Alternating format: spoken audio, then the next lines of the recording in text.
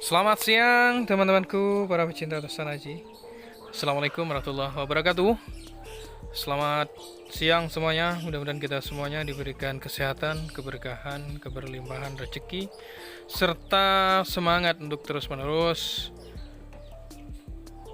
mengoleksi peninggalan-peninggalan nenek moyang kita, yaitu berupa tosan aji, pedang, tombak, keris, dan lain-lain.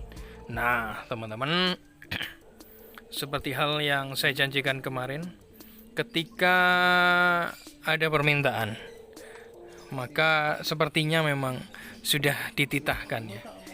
Ini kok datang sengkelat. Nah, datang sengkelat dan sengkelatnya ini cukup mengesankan. Pada warangkanya saja sangat mengesankan, apalagi isinya. Nah, kenapa saya katakan begitu? Di bagian pendok ini teman-teman, coba Anda perhatikan, ini adalah pendok ya. Ini pendok. Nah, ukirannya seperti ini. Ngerawit, detail, dan begitu sangat indah teman-teman sekalian. Bahan daripada pendok ini merupakan pendok perak teman-teman. Nah, di bagian belakang ini ada sebuah istilah atau kata sandi tertentu, dan ada tok ya, merupakan ciri khas daripada merangi tertentu, dan ada tahunnya. Ini secara Masehi 1827. 1827 berarti ini seera dengan Diponegoroan teman-teman. Diponegoroan. Bukan berarti keris ini buatan pada era Diponegoro loh ya. Bukan. Bukan, tapi bisa jadi ini merupakan salah satu keris warisan turun-temurun yang dipergunakan dan jatuh ke tangan orang-orang pada era Diponegoro ya, pada era Diponegoro. Nah, mungkin keris ini teman-teman sekalian menjadi sebuah ageman atau tayuhan, karena memang salah satu keris ini sangat luar biasa. Coba kita langsung saya buka teman-teman sekalian, pada era apa dibuatnya, bagaimana estimasi pembuatannya, dan bagaimana aspek semakna yang terkandung pada keris ini. Oke. Bismillahirrahmanirrahim.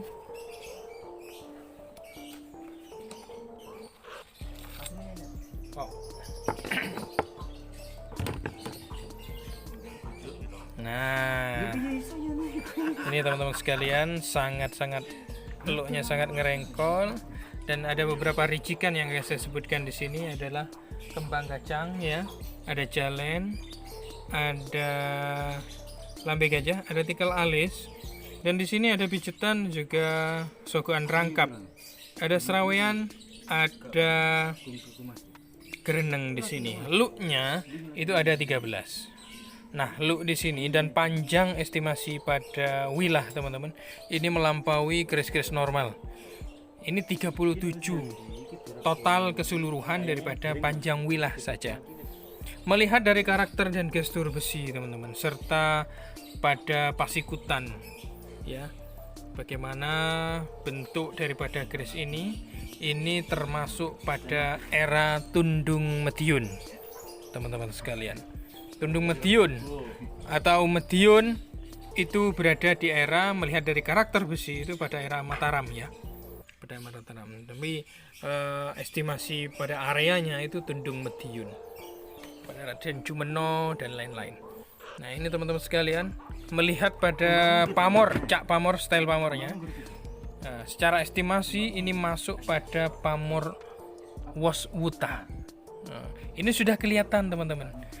Ya, sudah kelihatan meskipun belum diwarangi, tapi pamor serat-seratnya sudah keluar ini teman-teman. Sangat bagus sekali ini keris ini. Itu teman-teman sekalian. Sengkelat secara aspek filosofi merupakan keris yang dulunya ya dipergunakan oleh kaum bangsawan, para raja, dan para penggede-penggede, pemodal-pemodal besar di zaman kerajaan dulu. Berawal mula daripada keris yang dipesan oleh seorang Sunan Kalijaga menurut pada cerita ya, tutur serta pada kitab-kitab Serat Centini itu diceritakan, di Babat Demak pun ada, bahwa keris sengkelat itu berawal mula dari pesanan Sunan Kalijogo. Sunan Kalijogo mempunyai sebuah cis atau alat penggiring domba yang dipercaya yang dibawa oleh Sunan Kalijaga dari daerah Jazirah Mekah sana. Dan dipercaya bahwa cis tersebut merupakan adalah alat penggembalakan domba yang dipergunakan oleh Nabi Muhammad SAW atau Rasulullah SAW. Dibawalah ke Indonesia untuk dipesankan dibuat sebagai senjata kepada Ki Supo. Namun setelah Ki Supo membabar, ternyata bukan dibuatkan sebuah senjata perang atau pisau dan pedang, tapi dibuatlah sebilah keris yang berluk 13 dengan ricikan yang saya sebutkan tadi.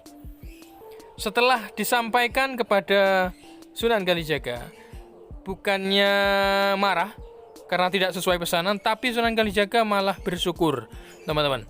Malah bersyukur dan malah senang.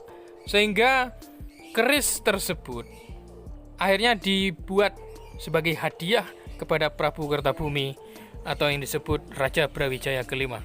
Itu Raja Majapahit waktu itu. Merasa sangat senang Prabu Kertabumi, dan ketika diserahkan kepada Prabu Kertabumi, keris tersebut langsung disengkelitkan pada pinggang beliau.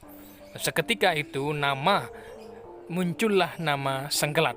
Hingga sampai saat ini sengkelat diburu oleh para kolektor, bahkan oleh para pengusaha, para pejabat tinggi dan modal besar, dan para entrepreneur muda milenial di Nuswantoro ini. Inilah teman-teman sekalian, keris sengkelat Dapur Keris Sengkelat Pamor Estimasi Waswuta Bertangguh Tundung Mediun Mataram. Terima kasih. Wassalamualaikum warahmatullahi wabarakatuh. Salam budaya merdeka.